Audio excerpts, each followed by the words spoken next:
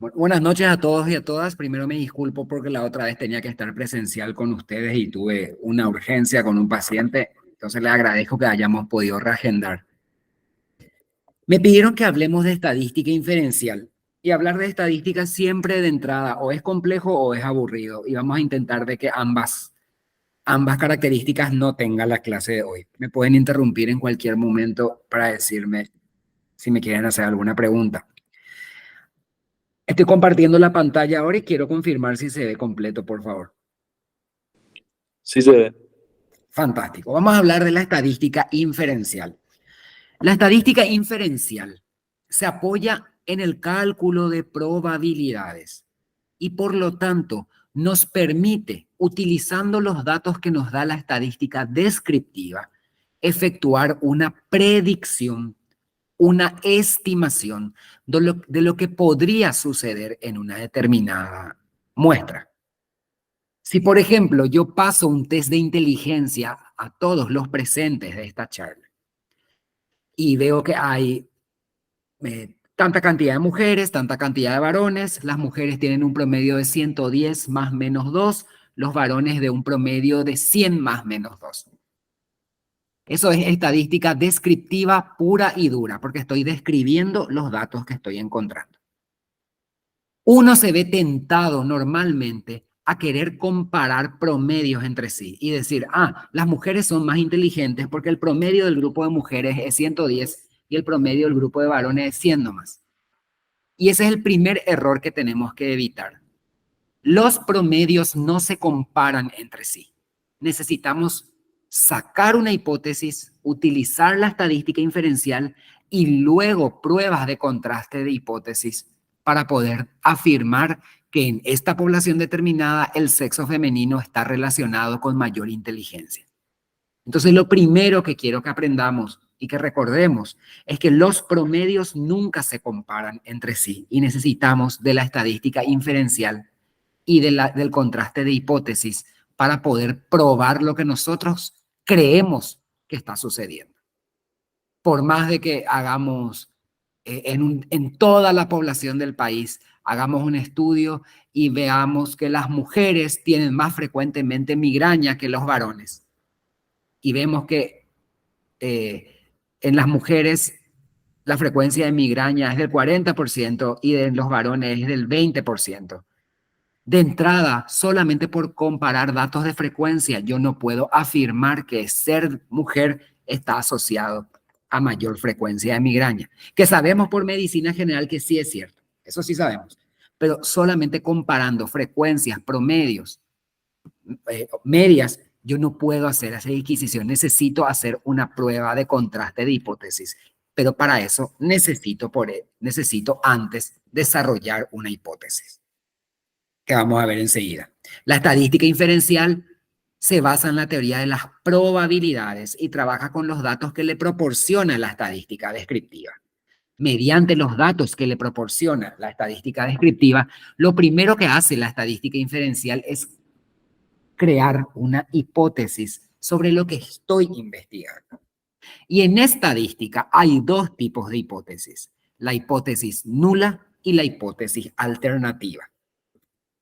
La hipótesis nula, también conocida como H sub 0, es la afirmación de entrada que dentro de una población no existe relación, no existe asociación entre una o más características de lo que yo estoy estudiando.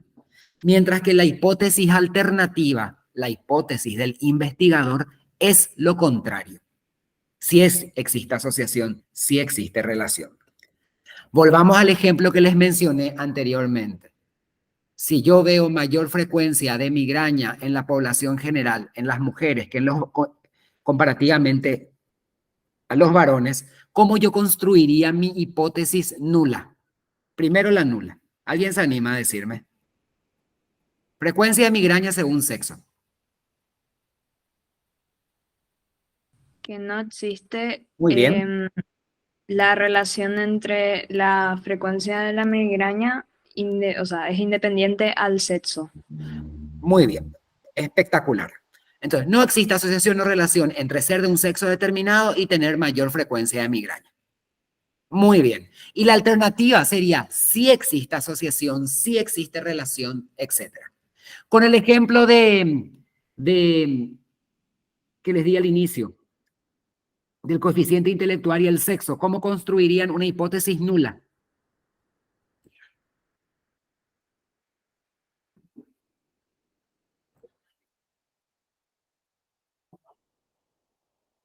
Las mujeres tienen un promedio mayor que los varones en las pruebas de coeficiente intelectual en esta aula virtual que estamos haciendo ahora. ¿Qué hipótesis nula van a construir primero?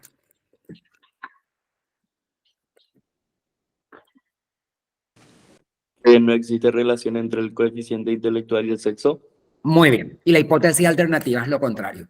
Si así ya aprendimos la hipótesis, ya dominamos el resto de lo que vamos a hablar hoy. Pero en estadística, el lenguaje correcto es aceptar o rechazar la hipótesis nula. Rechazar o no rechazar, si se quiere. Nunca se acepta o rechaza la hipótesis alternativa. Las únicas formas que se informa en estadística y en un paper es rechazar o no rechazar. Si se quiere, se puede aceptar ahí. Rechazar o aceptar la hipótesis nula. La hipótesis nula de ustedes, la hipótesis nula en el caso de la frecuencia de migraña y sexo, y yo les dije que luego de hacer pruebas estadísticas, yo rechazo la hipótesis nula. ¿Qué significa eso?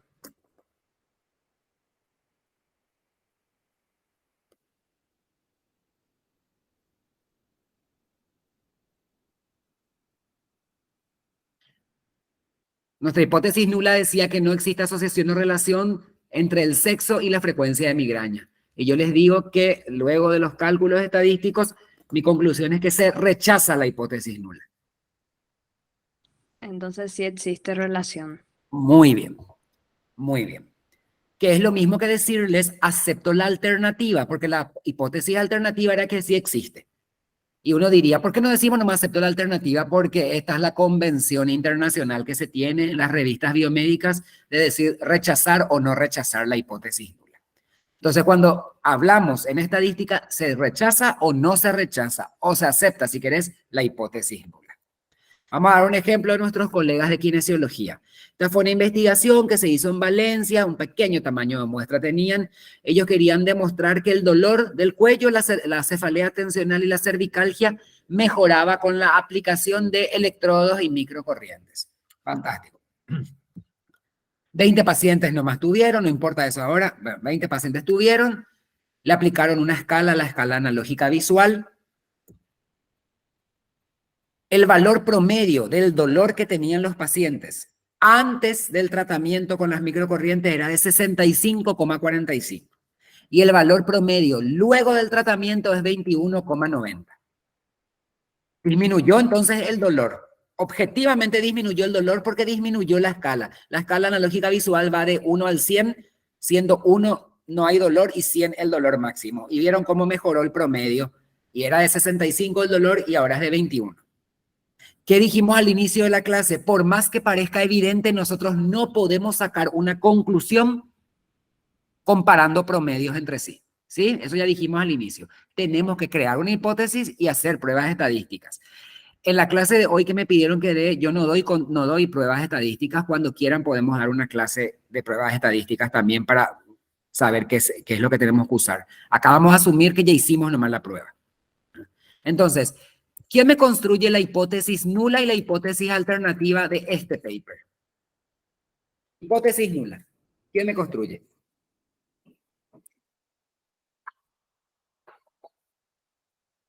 Anímense, en investigación nos equivocamos, siempre.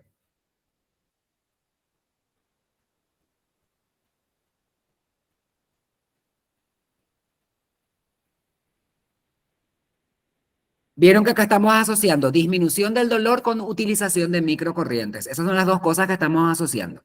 ¿Cómo creamos la hipótesis nula? Que no hay disminución del dolor asociado a el tratamiento de corriente. Claro, muy bien. No existe asociación o relación entre que disminuya el dolor y la utilización o no de microcorrientes. Yo te afino un poquito nomás la hipótesis. La hipótesis está bien lo que vos estás mencionando. Le afino un chiquitito nomás porque con el tiempo adquirimos lenguaje más técnico, ¿sí? Súper bien. Y la alternativa es que sí existe asociación entre la disminución del dolor y la utilización de microcorrientes. Fantástico. Ya aprendimos. ¿Cómo vamos a saber cuál hipótesis es verdadera? Y ahí viene el famoso valor de P o P-valor, que es el resultado luego de haber hecho una prueba estadística para yo determinar, a ver qué prueba estadística yo utilizaría. Aquí es una escala cuantitativa. T-de-Student seguro usaron acá para poder contrastar la hipótesis de ellos. La T-de-Student usaron porque chi cuadrado no pueden usar porque chi cuadrado se usa solamente para variable dicotómica nominal. Estos son variables cuantitativas, entonces usaron T-de-Student seguramente. Bueno, la T-de-Student le sale un resultado y le sale un valor de P, que es el resultado final del contraste de hipótesis. Ese valor de P nos permite aceptar o rechazar la hipótesis nula según el valor que adquiere. Y en medicina, el valor de P que nos tiene que salir es menor a 0,05, como mínimo. ¿Qué es lo que indica un valor de P menor a 0,05? Que en menos de 5, si 100 veces repitiéramos el mismo trabajo, el mismo experimento, solo en 5 ocasiones los resultados que nosotros encontramos se hubieran debido al azar. Es decir, el azar fue el que disminuyó el dolor en estas personas, no realmente la aplicación de microcorrientes. En el 95% de los casos, quiere decir que fue nuestra técnica, las microcorrientes, la que utilizaron. Nosotros queremos, en medicina, nuestro valor de P tiene que ser 0,05. Y piensen por qué. Imagínense que yo les digo, esta pastilla causa efectos adversos, genera náuseas y síndrome, hiponatremia severa en el 0,02% de las personas, valor de P menor a 0,005. Bueno, entonces yo estoy ahí afirmando que realmente puede causar un efecto adverso, pero en muy pocas personas, solamente en 5 se dio por el azar. En cambio, si yo les estoy diciendo que esta droga que quiero probar con ustedes tiene un valor de P de 0,20, quiere decir que en 20 veces de los casos, la droga que yo probé con ustedes funcionó porque el azar funcionó y no porque realmente funciona. ¿Me están entendiendo? ¿Se está entendiendo? ¿Alguien tiene alguna duda?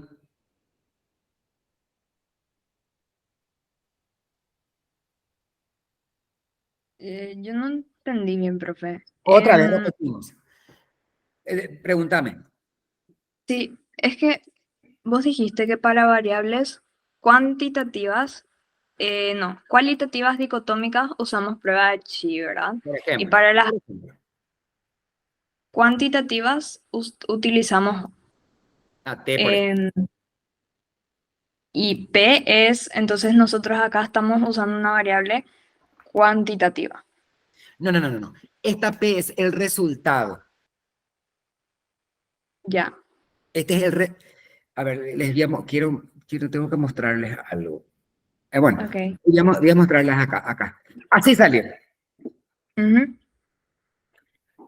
Al hacer tu cálculo estadístico, pusiste en tu programa estadístico, te salió un número de la T-de-Student y ese número de la T-de-Student, el programa te dice que es para un valor de P menor a 0,001.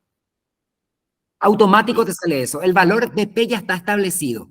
0,05 para abajo es lo que tenemos que conseguir nosotros. ¿Sí? Sí.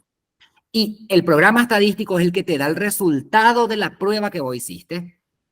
Y con base a eso te machea y te dice, este resultado que te salió de tu prueba de chi o de tu prueba de T equivale a un valor de P menor a 0,05, menor a 0,01, etc. ¿Entendiste ya ahí? Sí, entonces sí se puede utilizar, porque si sale mayor es No, que se descarta. todavía no. Vamos a seguir. Muy bien la pregunta, pero todavía no. Acá, rechazar la hipótesis nula. ¿Qué significa rechazar la hipótesis nula? Nuestra hipótesis nula decía que no hay asociación o relación entre ser de un sexo determinado y ser más inteligente o no, por ejemplo. Si yo rechazo la hipótesis nula, quiere decir que estoy aceptando la alternativa y estoy diciendo que sí existe asociación, sí existe relación entre ser de un sexo determinado y ser más inteligente. O en el caso de nuestros colegas de kinesio, sí existe asociación entre utilizar microcorrientes y que disminuya el dolor. Para que nosotros digamos eso, el resultado tuvo que haberse macheado con una P menor a 0,05. Ahí rechazamos la hipótesis nula o aceptamos la alternativa, si quieren, aunque ese no es un lenguaje estadístico. Pero si el valor me sale para una P mayor a 0,05, quiere decir que no se puede rechazar, se acepta la hipótesis nula, no funciona mi prueba, no hay asociación, no hay relación. A mí lo que me importa es que el valor esté por debajo de P menor a 0,05. Si es menor todavía, menor a 0,01 o a 0,001, mucho mejor, es mucho más estadísticamente significativo, pero en ciencia de la salud lo que nos importa es que sea menor a 0,05 nomás. Eso es lo importante. Y en el ejemplo de los kinesiólogos, a ellos les salió que al inicio del tratamiento el dolor era 65, luego del tratamiento el dolor era 21. Hicieron una prueba estadística que no sé cuál es, porque acá no viene al caso la prueba que usaron, y el resultado de su prueba estadística quedó para la columna de P menor a 0,001. ¿Quién me interpreta este valor de 0,01? De cada 100 veces que yo repita este experimento con microcorrientes, ¿en cuántas veces el azar es el que va a hacer disminuir el dolor y no realmente la microcorriente? ¿En el 1% de los casos? Muy bien, en 1% nomás. Y eso en medicina es aceptable, muy aceptable es. Quiere decir que realmente de cada vez que yo usé las microcorrientes, en 99 veces que alguien use las microcorrientes, el dolor va a disminuir porque las microcorrientes le hacen disminuir al dolor. Y solamente en un caso es por el azar o porque justo tomó un antiinflamatorio o porque ese día nomás amaneció mejor. Realmente, entonces nosotros podemos decir, con base a nuestros resultados, que es muy poco probable que la disminución del dolor, que es el efecto que nosotros estábamos buscando en este paper, se deba al azar. Podemos concluir, como dijo la compañera antes, que las microcorrientes muestran buenos resultados en el tratamiento de las cervicalgias y disminuyen el dolor en esta población. No puedo yo decir que es para todo el mundo o para todo el mundo mundial, porque para yo recomendar algo para todo el mundo, tengo que hacer un ensayo clínico y luego un metaanálisis. Yo en esta población puedo decir eso. ¿Se entendió hasta ahí? Sí. Sí. Gracias, profe. Fantástico. ¿Cuál es un típico error que queremos cometer? Yo hice mi investigación. A mí me salió un valor de P menor a 0,05. Y otra persona hizo la misma investigación y le salió un valor de P menor a 0,01, tal vez tenía una muestra más grande, lo que fuere. Los P-valores tampoco se comparan. No es que a alguien que le salió menor a 0,01 es más importante que al que le salió menor a 0,05 nomás, por decir así. Porque en medicina lo que nos importa es que el resultado se machee con un P-valor menor a 0,05. Eso es lo único que nos tiene que importar. Que algo sea relevante desde el punto de vista estadístico no significa que sea relevante en nuestra práctica clínica como médicos, en nuestra práctica clínica diaria. Y enseguida les voy a mostrar un ejemplo. Esos son los errores más frecuentes. Enseguida les voy a contar qué significa eso. A veces también cuando leemos un paper y decís, mira esta nueva droga que salió y su valor de P, de que reduce los síntomas de asma, es de menor a 0,01. El hecho de que salga algo estadísticamente significativo puede ser que no sea relevante en la clínica. Y les voy a contar enseguida el por qué. Y ahora vamos a hablar de los errores que cometemos normalmente. Y vamos a hablar de este mago que me acompañó en mi adolescencia. Seguro que algunos le conocen. ¿Conocen Harry Potter y la varita de Sauco ustedes? Porque puedo dar otro ejemplo nomás. Sí. Sí. Bueno, fantástico. Bueno, la hipótesis nula es que no, y la hipótesis alternativa, rápidamente la hipótesis nula es que la varita de Sauco es más, ¿verdad? ¿Cuál sería la hipótesis nula? Que no hay asociación con la magia que se utiliza y la varita de Sauco. O sea, la varita de Sauco es poderosa o no poderosa, básicamente. Pero vamos a poner acá. Esta es la tabla de Pascal. En cada columna, en la columna de tu decisión es lo que vos decidís, si rechazás la hipótesis nula o aceptás la hipótesis nula. Rechazar la hipótesis nula quiere decir que vos estás aceptando que realmente hay asociación, hay diferencias, etc. Aceptar la hipótesis nula significa que realmente vos estás diciendo que no hay asociación, no hay evidencia, no hay relación, etc. Y en la columna de la verdad va a estar lo que realmente estaba sucediendo con esta población. Y ponemos así. Imagínense que la verdad decía que la varita de Sauco es la más poderosa. Eso es de verdad. La varita de Sauco es la más poderosa. Y ustedes rechazan que es la más poderosa. Y se enfrentan a la varita de Sauco. ¿Qué va a pasar ahí?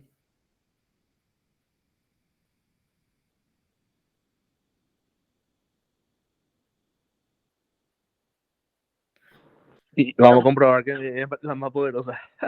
Y gran error en estadística, se llama eso, y se murieron.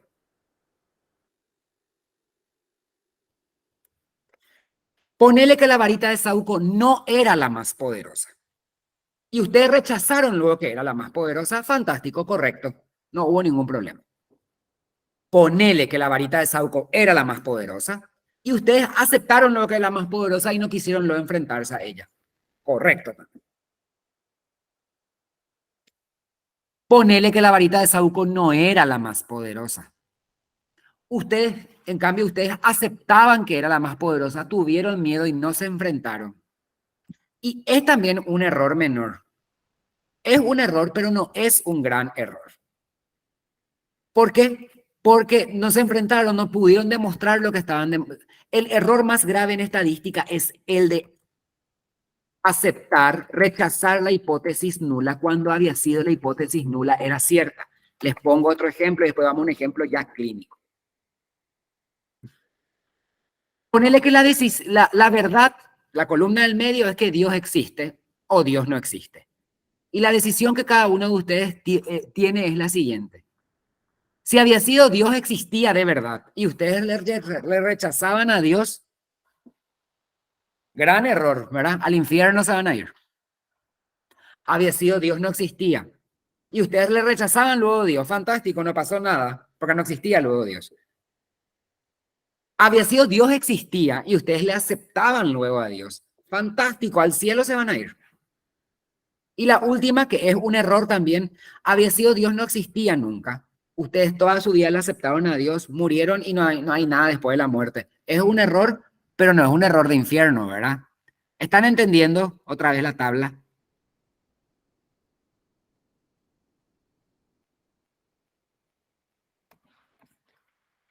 Esto es lo que pasa en el día a día. Miren ahí. Y vamos a dar un ejemplo. La hipótesis, el error en estadística recibe el nombre de error tipo 1 o tipo 2.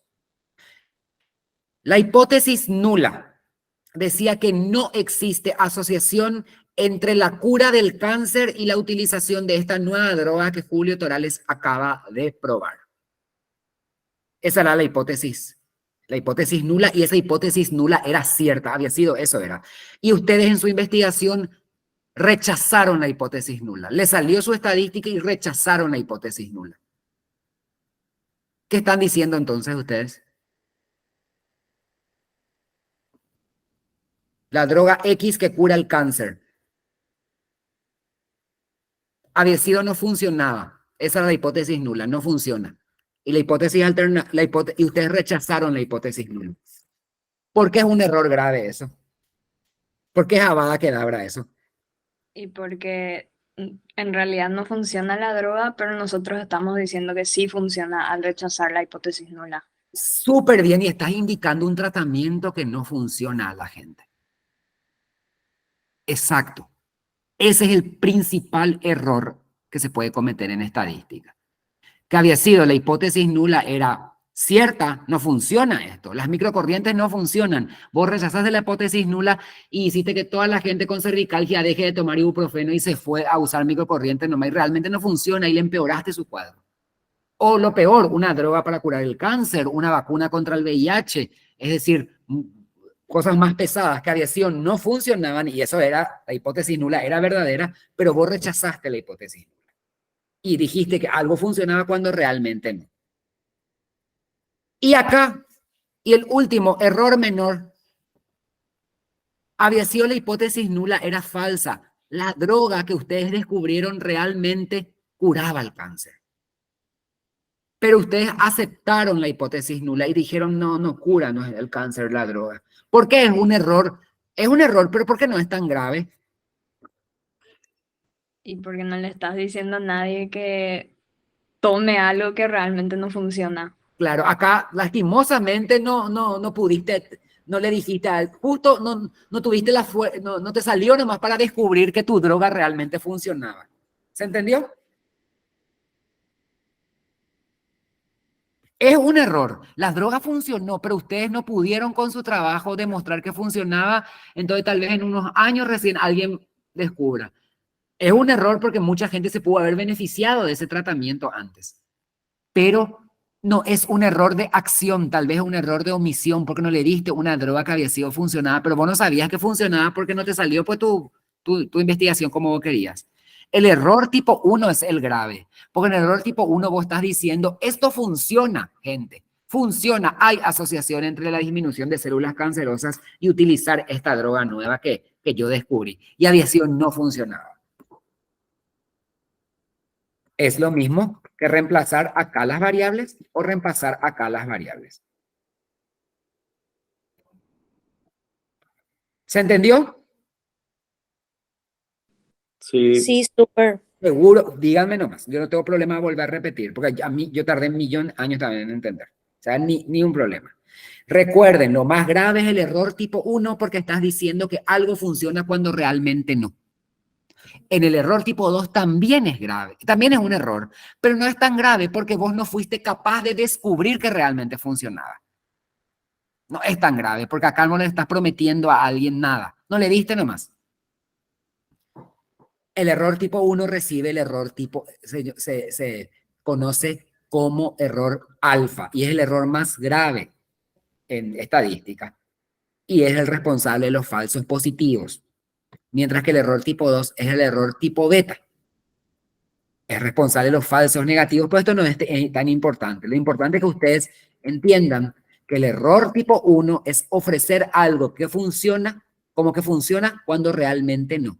Y el error tipo 2 es no darte cuenta que algo funcionaba porque no pudiste vos rechazar la hipótesis nula. Estos dos errores son los problemáticos. El error tipo 1 es el más grave porque le estás generando esperanza a la gente con drogas, con vacunas, etcétera. Es como que yo fui el investigador principal del primer ensayo clínico de vacunas del país sobre COVID-19. Y si yo cometía el error tipo 1, yo iba a decirle a la gente, mi vacuna funciona y la gente se iba a vacunar, se iba a enfermar y morir. ¿Entienden? En cambio, si yo cometía un error tipo 2, había sido, mi vacuna sí funcionaba y yo no fui capaz de demostrar.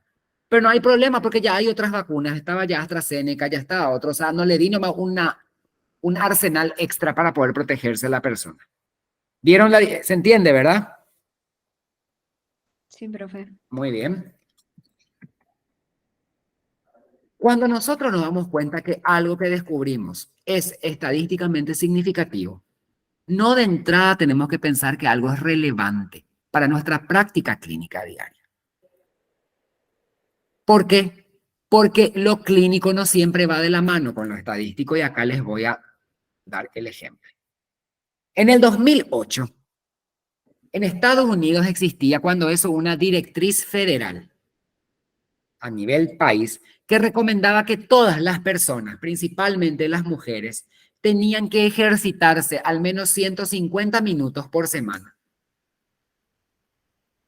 para mantener a raya el peso, para no engordar, para mantener el peso a raya. Básicamente 150 minutos por semana, que serían ¿cuántas horas son 150? 2.5 horas a la semana era lo recomendable de ejercitarse.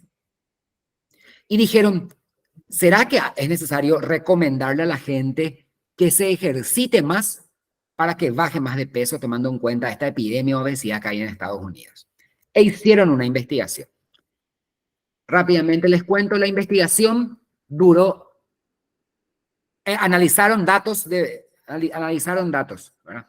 La investigación fue desde 1992 hasta el 2007. ¿Cuántos años son esos?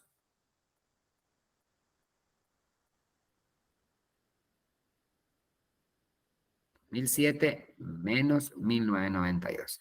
15 años duró la investigación. Se le controló al mismo grupo de mujeres que participó y se les dividió en un grupo que hacía ejercicio 2.5 horas a la semana, 7,5 equivalentes metabólicos, y a otro grupo se le hizo hacer 400 minutos a la semana de ejercicio por 15 años. Al terminar la investigación, ¿y cuántas mujeres ingresaron a la investigación? 34.000 personas participaron de la investigación. Al terminar les salió así. Las mujeres que hacían 400 minutos a la semana tuvieron una pérdida de peso, no, ganó una pérdida, está mal traducido, tuvieron una pérdida de peso significativamente estadística en comparación con el grupo que siguió ejercitándose 2.5 horas a la semana. Y ese resultado fue cayó para una P menor a 0,001. ¿Cómo interpretan estadísticamente este resultado?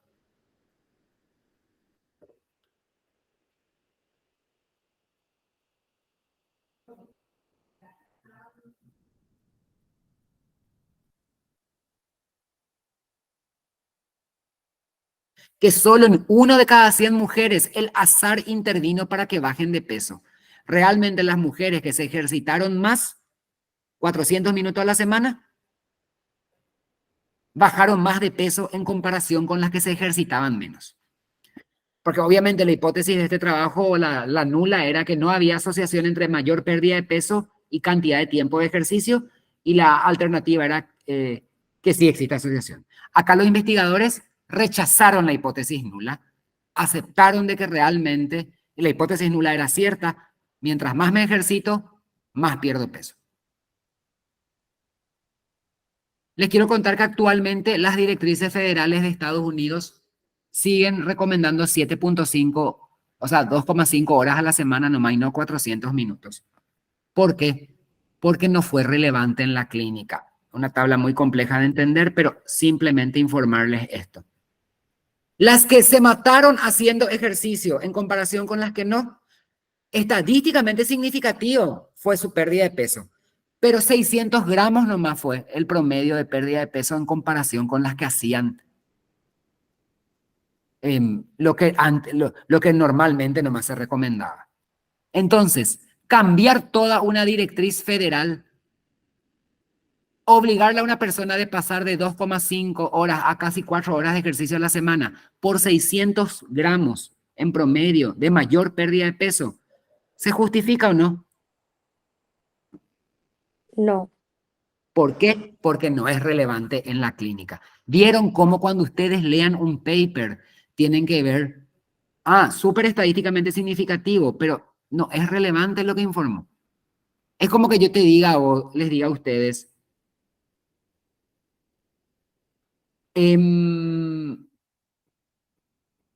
para el dolor de garganta, ahora ya no se recomienda nada, pero ponerle que la indicación para dolor de garganta es ibuprofeno. Para una odinofagia viral no complicada, solo ibuprofeno. Y que en 4 días ya te vas a sentir mejor. Después viene un farmacéutico y me dice, yo tengo una nueva droga que acaba de venir al país. En 2 días le hace sentir mejor a la persona, estadísticamente significativo. Fantástico. Pero muy bien lo le hace sentir. Estadísticamente significativo es, en 2 días uno ya está de vuelta al trabajo sin dolor de garganta. Yo soy del hospital de clínicas. Y la diferencia de precio entre la droga nueva y una tira de ibuprofeno me sale 1.000 guaraníes y la droga nueva, una tira, me sale 100.000 guaraníes. ¿Es relevante para mi práctica clínica diaria ese cambio? cambiar la droga que normalmente se usaba? No. No. Por lo tanto, cuando nosotros decimos si algo es relevante en la clínica, va más allá de los cálculos matemáticos. Depende de lo grave del problema que estamos investigando, de la magnitud de la diferencia, del costo involucrado. Todo eso se tiene en cuenta a la hora de decidir algo. Por ello, por más que algo sea estadísticamente significativo, no quiere decir que sea relevante en la clínica cotidiana. Cuando lean un paper, un artículo, una revista, un artículo de investigación publicado en una revista, no porque algo, hija, le salió estadísticamente significativo, uno tiene que mirar los resultados bien y leer bien. Ah, no, pero acá dice, claro que le salió estadísticamente significativo, pero había sido, en vez, esta droga nueva para la depresión, estadísticamente significativo es que hace que la ideación suicida desaparezca, pero hace que la ideación suicida desaparezca un día en promedio más frecuente nomás que la fluoxetina y encima cuesta el triple. No es relevante para mí como psiquiatra en un país como Paraguay. Por algo, recuerden siempre, lo que es estadísticamente significativo tiene que acompañarse de la relevancia clínica para que uno pueda recomendar. Sí o sí. ¿Se entendió? Sí, profe, Sí. esa parte, por ejemplo, la parte de... eso es el nivel de significancia, ¿verdad? Sí, Y la regla de decisión serían esos puntos que tocaste, los últimos, ¿verdad? exacto. Había mostrado otra vez mi pantalla.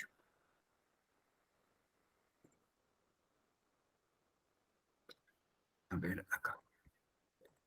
Por esto mencionas vos. Sí, la gravedad del problema, la morbilidad y la mortalidad, todo eso entonces es lo que rige la regla de decisión, ¿verdad? De decisión, exactamente. De la Y decisión. el nivel de significancia es el nivel de significancia estadístico o es el nivel de Estadística. Estadística que te muestro. Ok. Bueno, que ya confundirles con tantos datos nomás. Ahí, fíjate. Ujú. No Sí. significativo tu resultado es cuando tu P es mayor a 0,05. Si la P te Ujú. sale por debajo de 0,5 hasta 0,01 es significativo. Por debajo de 0,01 hasta 0,01 es muy significativo. Y por debajo, otra vez, de 0,001 es altamente significativo el resultado. Para que algo uno pueda recomendar, tiene que ser relevante en lo clínico y tiene que ser significativo. No te puede no salir significativo. Vos me decís, mira, mejoró el dolor de garganta de las personas esta nueva droga. ¿Y cuánto cuesta? Cuesta lo mismo que el ibuprofeno. ¿En serio? ¿Y en cuántos días le mejora a las personas? En una dosis nomás. No hace falta esperar 4. Fantástico. ¿Y cómo te salieron los resultados de la escala de dolor que usaste? Y vos me decís, y sí, y me salió, hice chi cuadrado y me salió para un valor de P de 0,20. Ahí tampoco vas a poder recomendar, ¿entendés? Sí. Porque ahí, al tener un valor de P por encima de 0,05, no vas a poder rechazar la hipótesis nula. Entonces, necesitas ambos elementos, lo relevante en lo clínico y que sea estadísticamente significativo para recomendar. En el primer caso de las mujeres que un grupo se mató en el gimnasio y el otro grupo hizo normal, fue estadísticamente significativo, pero la diferencia de peso que perdieron las que más se esforzaron fue 600 gramos nomás. No vale la pena matarse 2,5 horas a la semana, siendo que no es que realmente mejoró tu peso. 600 gramos en promedio nomás mejoró.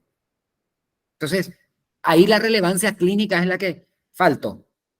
En cambio, en el otro ejemplo que te digo, la nueva droga para la faringitis viral te saca el dolor de garganta en un día y cuesta lo mismo que el ibuprofeno. Entonces vamos a decir, ¿por qué no cambiamos desde ahora? ¿Por qué no los otorrinos nos enseñan que esta nueva droga es la que funciona? Porque sus pruebas estadísticas hacen que su valor de P siempre sale por encima de 0,05. O sea, el azar parece que está involucrado y no la droga realmente. ¿Se entiende cómo ambos elementos hay que tener en cuenta para tomar una decisión? Sí. Y eso cuando lean los papers. Muchas veces uno ve un paper espectacular y dice, hija, su valor de P no sé qué cuánto, pero cuando ves que ¿qué es lo que estaban midiendo? No hay mucha diferencia, o sea, no hay. Es como, por ejemplo, yo que soy psiquiatra, yo les voy a decir a ustedes que los 5 escitalopram, citalopram, fluoxetina, fluvoxamina, paroxetina y sertralina son inhibidores selectivos de recaptación de serotonina. Y todos son de primera línea porque todos, cuando se probaron en su momento, tuvieron valores de P significativos. Ninguno es superior al otro porque en la clínica es lo mismo usar sertralina que paroxetina o citalopram porque no hay cambios clínicos demasiado evidentes usando uno u otro.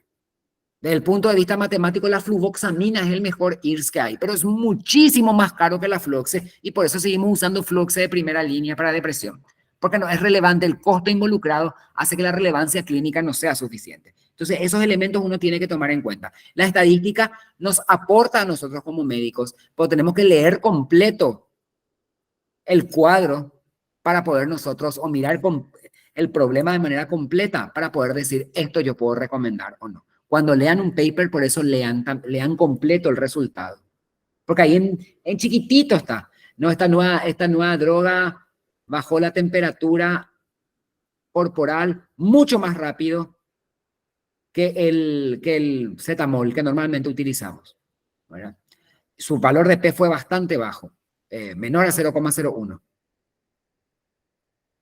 Pero el promedio de pérdida de temperatura en comparación con los que usaban cetamol, si bien esta droga nueva baja más rápido, el promedio de disminución es de 1 grado nomás en comparación al otro. ¿Vale la pena cambiar el protocolo por eso? No. Que algo salga estadísticamente significativo no necesariamente es relevante en lo clínico. ¿Se entendió? Sí, profe. Genial. Bueno, no les quiero cargar con mucho porque esto es...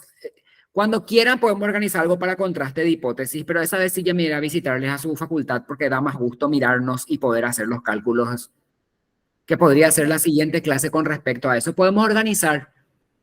Podemos organizar y si gusta también, viste que, por ejemplo, nosotros dentro de nuestra facultad en la materia bioestadística utilizamos EpiInfo, que es un gestor justamente de archivos, ¿verdad? Para realizar este tipo de cálculos estadísticos. Y estaría bueno poder hacer como un taller sobre eso y de ahí quitar la hipótesis e ir analizando los datos y todo eso, si le Claro, parece. podemos organizar, me puedo ir con Iván Barrios que es mi colaborador, para hacer un taller sobre manejo de EpiInfo, podemos enseñarles Stata, podemos hacer un laboratorio de neurociencias, podemos sacar temas e ideas de investigación, sin problema ustedes cuentan conmigo. Yo soy docente Muchísimas de gracias. medicina de todos ustedes, yo no soy o sea, yo no tengo fanatismo por ningún lado, fanatismo por cualquiera que quiera estudiar yo tengo.